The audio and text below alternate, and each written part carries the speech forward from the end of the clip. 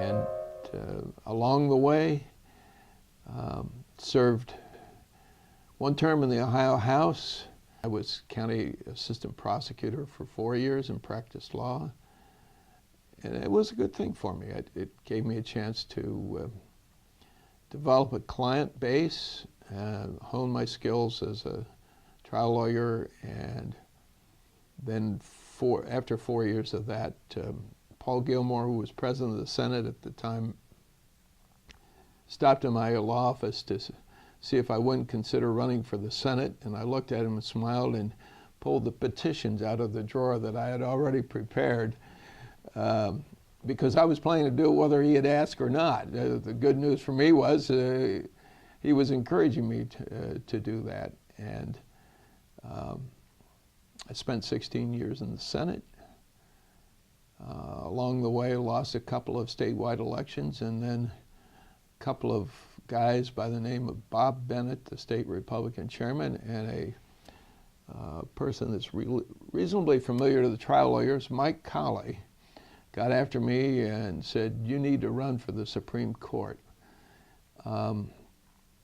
Took me probably 6 months to warm up to that idea. I thought it would be dull, and I had never had any ambition to be a judge.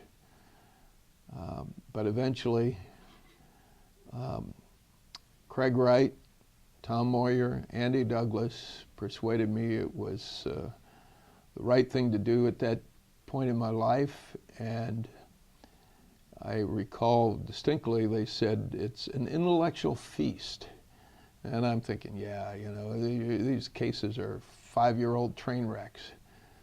How interesting can that be? And the happy news for me is I decided to do it, won, and have never looked back. It's just been a real treat to serve on the Ohio Supreme Court. It is an intellectual feast. You never know what some lawyer is going to file next in this court, and or what train wreck has occurred for some lawyers' clients along the way in trying some case. So it is an intellectual feast, and it's been lively, and it's certainly about as diverse as it comes.